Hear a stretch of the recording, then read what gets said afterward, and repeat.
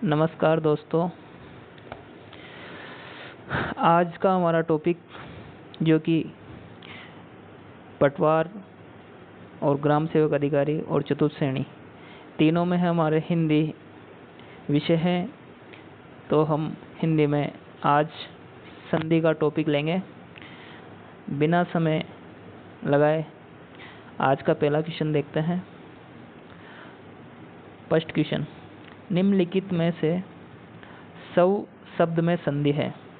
पहला ऑप्शन अयादि संधि, दूसरा व्यंजन संधि, तीसरा गुण स्वर संधि, चौथा विसर्ग संधि। तो हमारा आंसर रहेगा ए, अयादि संधि। देखिएगा, इसका अगर सौ का अपन संधि विच्छेद करें तो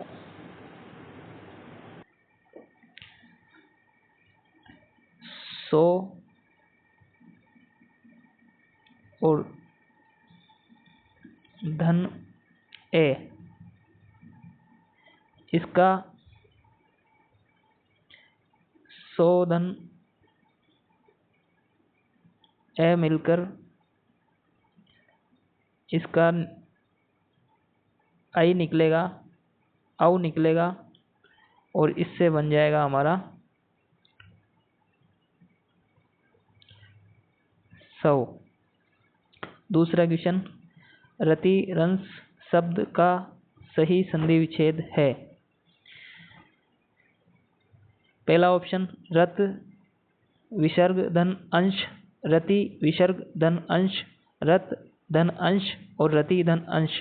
तो जैसा कि रति धन अंश से पता लग रहा है कि इसमें हमारा आंसर ऑप्शन बी होगा, रति धन अंश। और यह विसर्ग संधि का उदाहरण है। तीसरा क्वेश्चन देखिए, निम्नलिखित शब्दों को सुमेलित कीजिए। सुमेलित करने वाले क्वेश्चन मेरे नज़र में सबसे सिंपल होते हैं, क्योंकि इसमें 4 ऑप्शन दिए होते हैं, जिसमें से अगर अपन को 1 या 2 ऑप्शन मिल जाए तो अपना काम चल जाता है।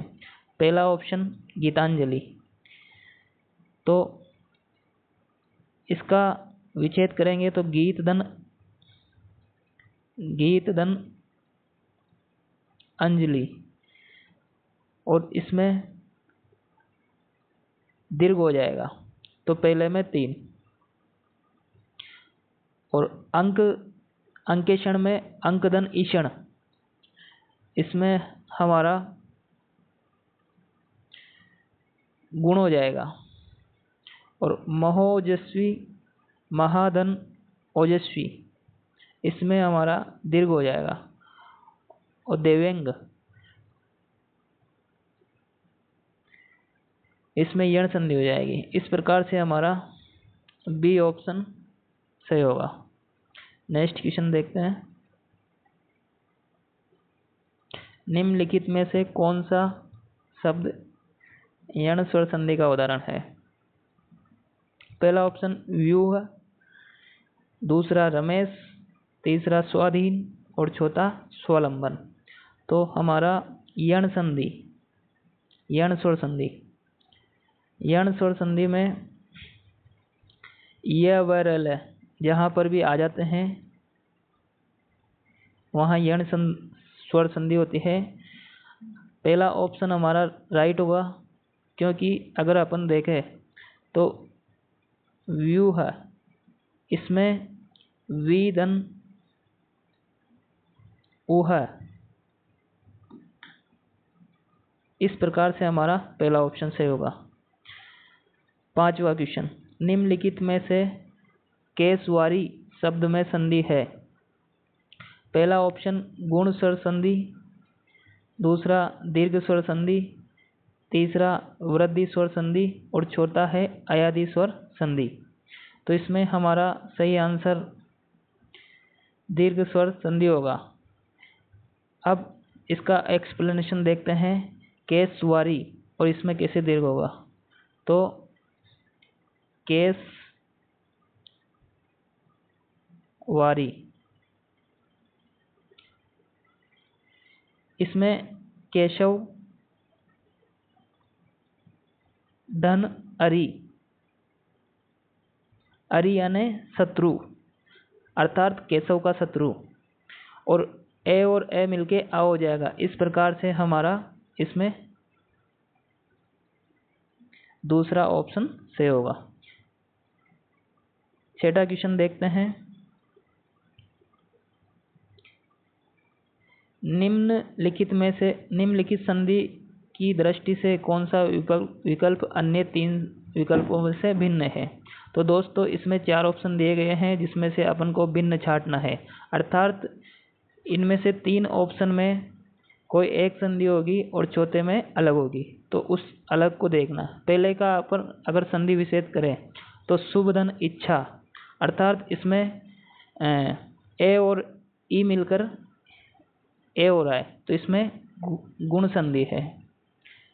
और इसी प्रकार से दूसरा देखें तो शिवेंद्र, शिव धन इंद्र, और ए और ई मिलके ए हो रहा है, तो इसमें भी गुण संधि है।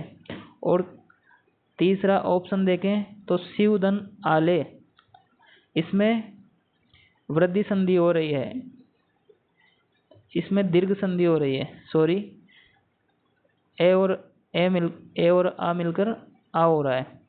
लेकिन जो हमारा चौथा ऑप्शन है इसमें चित्त धन आत्मा, तो ये व्यंजन संधि का उदाहरण है, और ये तीनों ए, बी और सी स्वर संधि के उदाहरण है। इस प्रकार से हमारा चौथा ऑप्शन सही होगा। नेक्स्ट क्वेश्चन नंबर 7, निम्नलिखित में से कौन सा विकल्प असंगत है? तो इसमें से भी अपन को असंगत विकल्प छांटना है। पहला ऑप्शन देखते हैं दोस्तों, आत्माधन उत्सर्ग, आत्म उत्सर्ग, तो और दूसरा शीतधन ऋतु, शीतर्तु, तीसरा महाधन ऋषि, महर्षि, चौथा गंगाधन ओक, गंगोक। पहला आत्मा में आ और उत्सर्ग में उ, इस प्रकार से हमारा ये गुण संधि का उदाहरण बन गया है, और ये बिल्कुल सही है। दूसरा शीतधन ऋतु, ये यण संधि का उदाहरण है, क्योंकि ए और री मिलके रे हो जाता है। और तीसरा महाधन ऋषि, ये भी यण संधि का उदाहरण है, आ और री मिलके रे हो जाता है। लेकिन चौथा ऑप्शन गंगाधन ओक, गंगोक, इसमें गैप डबल ओ की मात्रा आती जो कि नहीं है, अर्थात ये गलत है। नेक्स्ट क्वेश्चन नंबर 8, निम्नलिखित विकल्प में किस विकल्प में दीर्घ स्वर संधि है? दीर्घ स्वर संधि नहीं है। दोस्तों ये गलती अक्सर हो जाती है, अपन को पेपर में अच्छे से देखना है कि वो है या नहीं है। अगर नहीं है तो उस पर अलग से उसको मार्क कर लें। पहला ऑप्शन रत्नाकर, दूसरा नद्यागम, तीसरा परमात्मा और चौथा मरणासन। तो दीर्घ स्वर संधि, अर्थात दीर्घ स्वर संधि में क्या होता है, जब 2 शब्द मिलते हैं तो उनका दीर्घ हो जाता है। जैसे कि ए और ए मिलेंगे तो इसका ए हो जाएगा।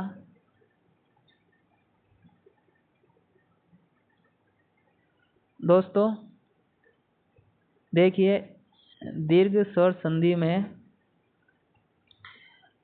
दीर्घ हो जाता है रतन धन आकर, तो ए और ए मिलकर आ, तो ये भी दीर्घ स्वर संधि का उदाहरण है। और तीसरा देखिए परमात्मा, परम धन आत्मा, ए और आ मिलकर आ हो जाता है मरणासन, मरण धन आसन। हमारा जो बी ऑप्शन है, अगर इसको देखें अपन तो ये नद्यागम है, और नद्यागम के लिए नदी धन आगम। अब इसमें नदी धन आगम ये यण संधि का उदाहरण है और ई और ए मिलकर के ये हो जाएगा। इस प्रकार से इसका नद्यागम बन जाएगा, जो कि हमारा सही आंसर है। नेक्स्ट क्वेश्चन देखते हैं। क्वेश्चन नंबर 9, निम्नलिखित में से किस विकल्प में व्यंजन संधि का उदाहरण नहीं है। दोस्तों इसमें भी नहीं पूछा गया है, अर्थात 3 व्यंजन के होंगे और 1 व्यंजन का नहीं होगा। व्यंजन संधि में अलग अलग रूल चलते हैं। पहला ऑप्शन है दिग्गज, दूसरा है धात्रंश, तीसरा है जगन माता और चौथा है उत्तर। इसमें हमारा right answer option number B होगा।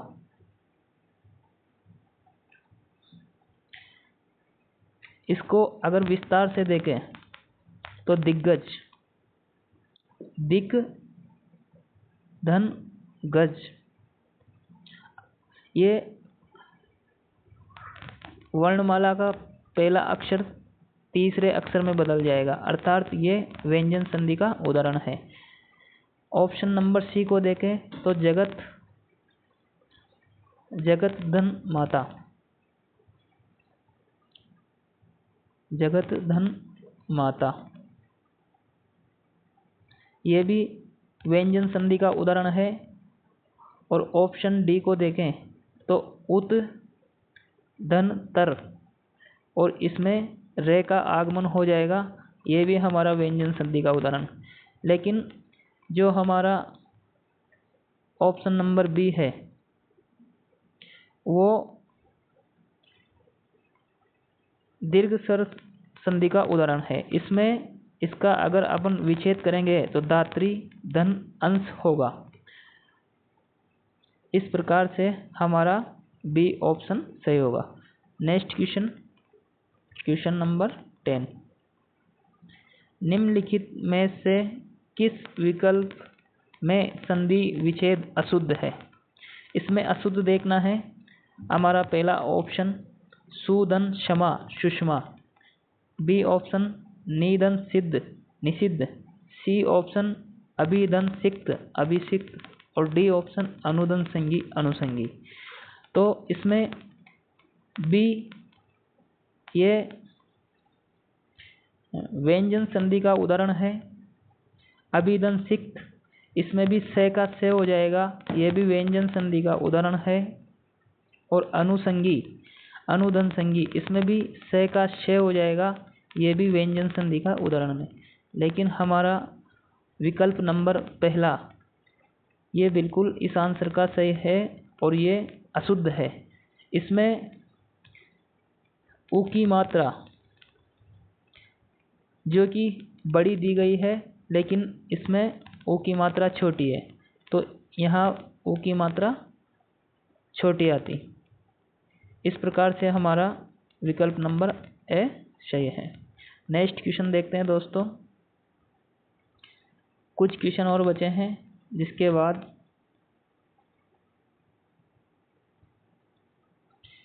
क्वेश्चन नंबर 11, निम्नलिखित में से किस विकल्प में संधि विच्छेद अशुद्ध है।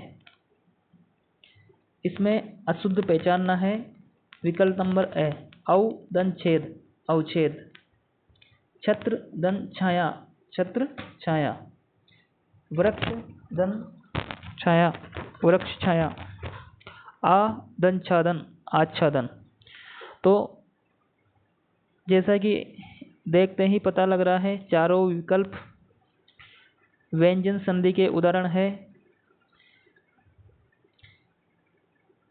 लेकिन इसमें विकल्प नंबर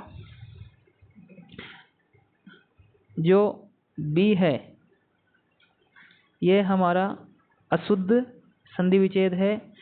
अगर पहला ऑप्शन देखें तो इसमें ए और ए के बाद कोई भी छ या छ आ जाता है तो चे का आगमन होता है। इस प्रकार से औदन छेद औछे बिल्कुल सही है।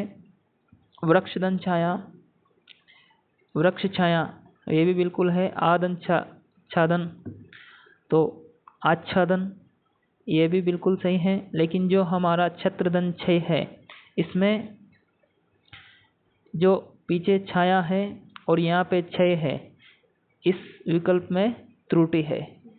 नेक्स्ट क्वेश्चन नंबर 12, निम्नलिखित में से असंगत विकल्प का चयन कीजिए।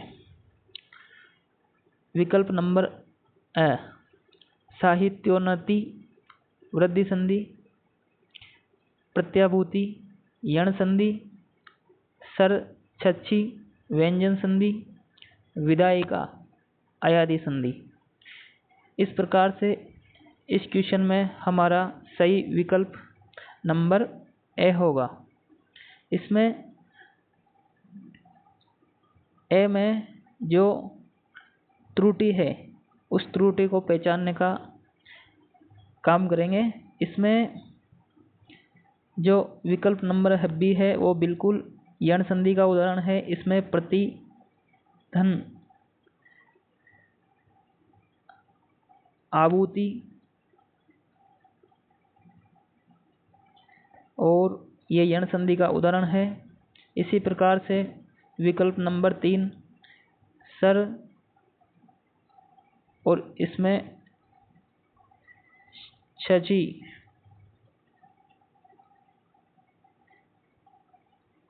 सर और शशि आएगा, इसमें चे का आगमन हो जाएगा और शे का छे बन जाएगा। इसी प्रकार से विदा धन इका विधायिका ये भी सही है। लेकिन जो हमारा विकल्प नंबर ए है उसमें साहित्योन्नति में गुण संधि होगी, क्योंकि इसमें साहित्य